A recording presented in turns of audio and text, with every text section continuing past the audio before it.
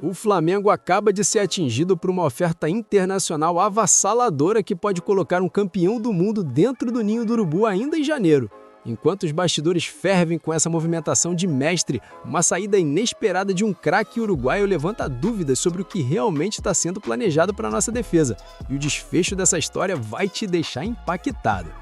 Fala, nação! É isso mesmo que você viu.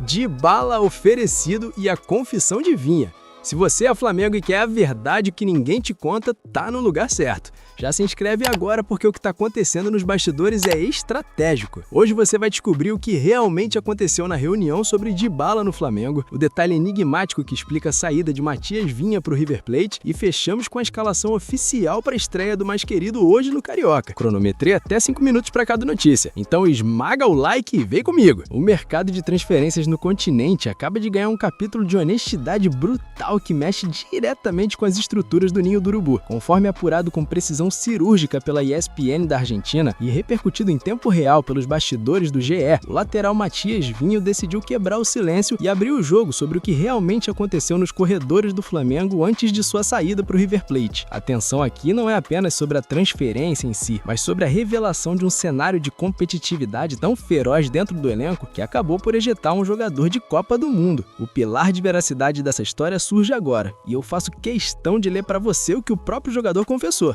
Então, de desabafo, a ESPN Vinha falou o seguinte: eu não estava tendo minutos no Flamengo. Éramos 3 laterais. Eu vinha de uma lesão. Voltei no meio do ano, em junho. Eles já vinham em pré-temporada de janeiro. Eu estava com pouco ritmo por causa da falta de minutos. E era difícil recuperar isso, pois éramos 3 laterais. Quando surgiu a possibilidade de vir para cá, aceitei, pois é um clube grande. Essas foram as palavras literais do uruguaio.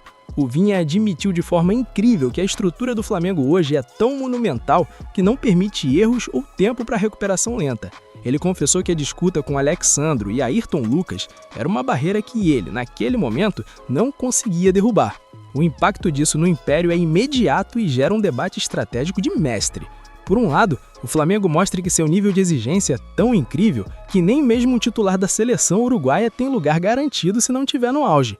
É um movimento estratégico que mantém a harmonia do vestiário, mas ver um investimento de 42 milhões de reais admitindo que não conseguia ritmo é no mínimo inadmissível para o planejamento inicial da diretoria.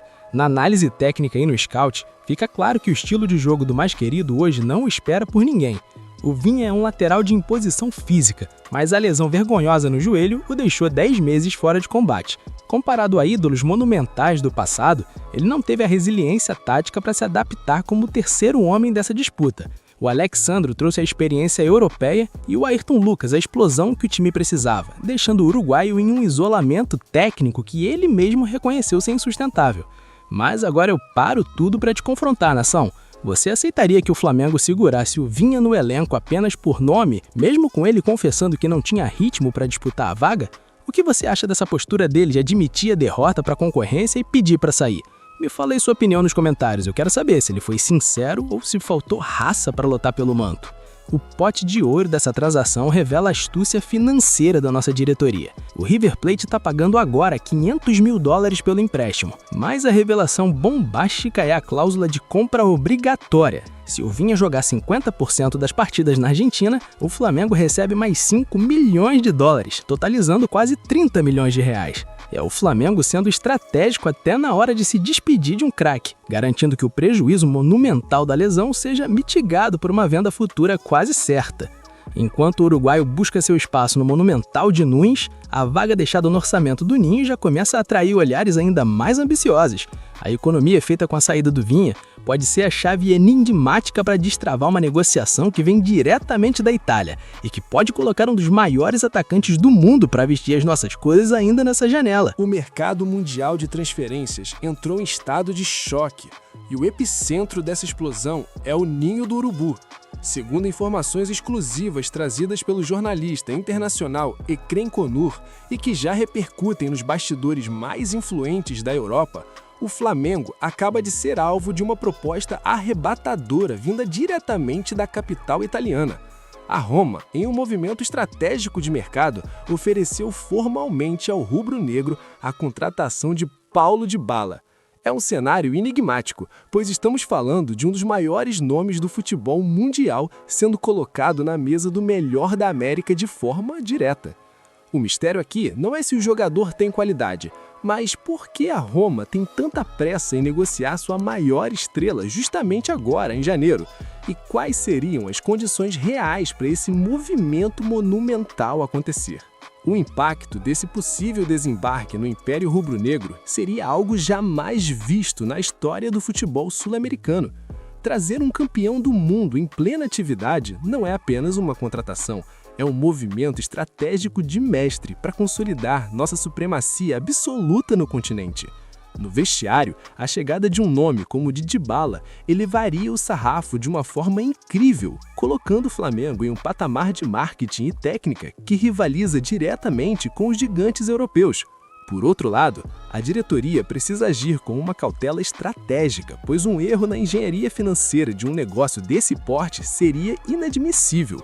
O Flamengo não busca apenas nomes, busca títulos. E a entrada de um astro desse calibre muda toda a dinâmica de hierarquia do elenco atual. Fazendo uma análise técnica e um scout aprofundado, Paulo Dybala é o que chamamos de jogador extra classe. Com apenas 17 jogos na atual temporada pela Roma, ele perdeu espaço sob o comando de Gasperini, mas os números não mentem.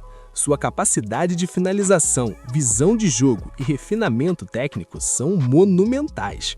Ele ocupa aquela faixa de campo onde o drible curto e o chute de fora da área decidem campeonatos. Comparando com ídolos monumentais que vestiram a nossa camisa 10, Dybala traria uma elegância argentina que se encaixaria perfeitamente no estilo de jogo ofensivo que o Flamengo exige. Ele busca visibilidade para garantir sua vaga na próxima Copa do Mundo. E ele sabe que o Flamengo é a maior vitrine do planeta fora da Europa. É o encaixe tático que poderia flutuar entre o meio-campo e o ataque, servindo nossos centroavantes com uma precisão cirúrgica. Mas eu preciso parar agora e te confrontar com a realidade, nação. Você aceitaria que o Flamengo abrisse mão de toda a sua saúde financeira para trazer um astro internacional, sabendo que ele teve problemas recentes de minutagem na Itália? Ou você acredita que o mais querido é tão grandioso que Dybala deveria se adequar à nossa realidade para ter a honra de vestir esse manto? A postura da diretoria tem sido vergonhosa em algumas negociações frustradas recentemente, como nos casos de Tati Castellanos e Caio Jorge. Mas será que desta vez o nível subiu tanto que não há como dizer não? O pote de ouro, o clímax dessa negociação estratégica, revela que o caminho para Dybala no Ninho está mais aberto do que nunca por um motivo específico. A Roma já negocia com Joshua Zirkzee, do Manchester United, para ser o substituto imediato do argentino. O clube italiano quer se livrar do alto salário de Dybala agora em janeiro para equilibrar as contas da UEFA. Isso coloca o Flamengo em uma posição de força incrível na mesa de negociações. Enquanto Boca Juniors tenta seduzir o craque pelo lado emocional, o Flamengo oferece a estrutura do melhor da América e a chance real de empilhar taças monumentais. A decisão oficial de estudar a contratação já foi tomada pelo departamento de futebol, e os valores, embora astronômicos, estão sendo analisados dentro da realidade da nossa receita recorde. É a chance de dar o cheque-mate final no mercado de transferências. Porém, enquanto o sonho de ver um campeão do mundo na Gávea ganha corpo, a realidade do campo pede passagem, e a urgência do calendário não espera por nenhuma estrela internacional.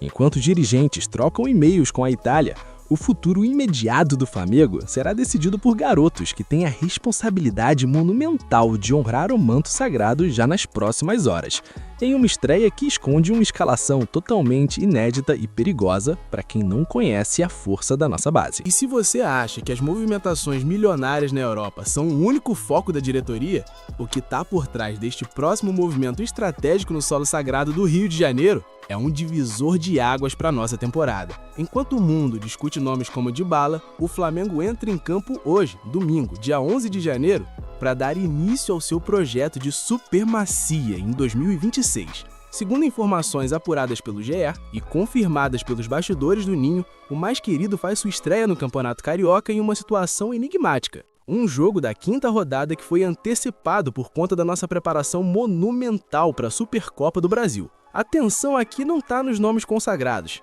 mas na responsabilidade incrível que foi jogada nos ombros de jovens que são o futuro do melhor da América. O desafio em Volta Redonda, no estádio Raulino de Oliveira, carrega um peso que vai muito além dos 3 pontos. O impacto desse movimento no Império é estratégico e cirúrgico. Ao decidir entrar como equipe 100% formada pelas categorias de base, o Flamengo envia um recado claro ao continente. Nossa soberania começa no DNA. É um movimento estratégico de mestre para preservar o elenco principal, que só se reapresenta amanhã, segunda-feira, dia 12, visando os confrontos grandiosos que teriam o Vasco e o Corinthians pela frente. Por outro lado, qualquer tropeço contra a Portuguesa será usado de forma vergonhosa pela mídia rival para tentar desestabilizar o ambiente antes mesmo da pré-temporada começar. O risco é real. Mas o Flamengo não teme desafios.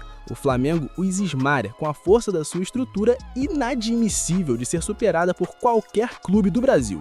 Na análise técnica e no scout desse time alternativo, o que vemos é uma constelação de promessas sob o comando de Bruno Pivetti, o treinador do Sub-20. Comparando historicamente, estamos revivendo momentos monumentais, onde os garotos do Ninho seguraram a onda enquanto os astros descansavam, como vimos em anos de títulos invictos. A provável escalação traz nomes que você precisa gravar.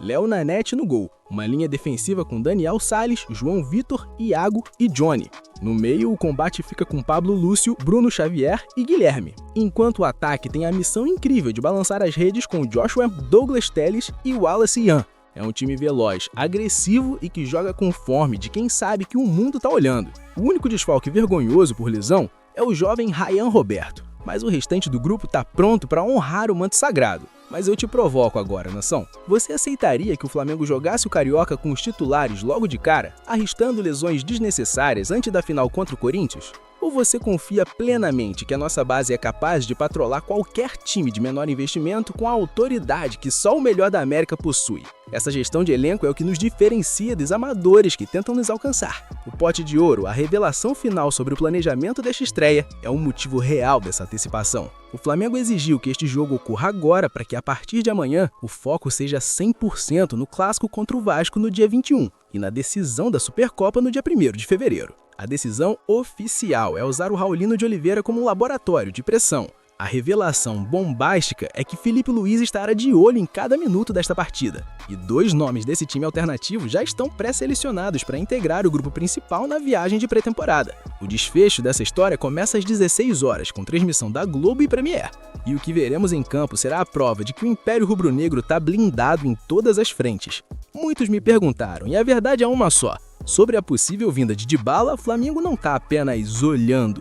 A diretoria estuda a engenharia financeira para fazer desse negócio a maior transação da história do continente, aproveitando a brecha deixada pela Roma. Se o argentino quer visibilidade para a Copa, não existe lugar melhor no planeta do que o centro do universo rubro-negro. Hoje detalhamos a saída estratégica de Matias Vinha para o River Plate, com lucro futuro garantido. Exploramos a bomba mundial de Dybala oferecido ao mais querido e dissecamos a estreia oficial dos garotos do Ninho no Campeonato Carioca contra a Portuguesa sob o comando de Bruno Pivetti. Segura aí, 5 segundos importantes. Chega de mentiras no seu feed. Eu trago a verdade nua e crua porque o maior da América exige respeito. Se inscreve agora para não ser enganado por aí. Você tá com a verdade ou com a mentira? Tamo junto, nação!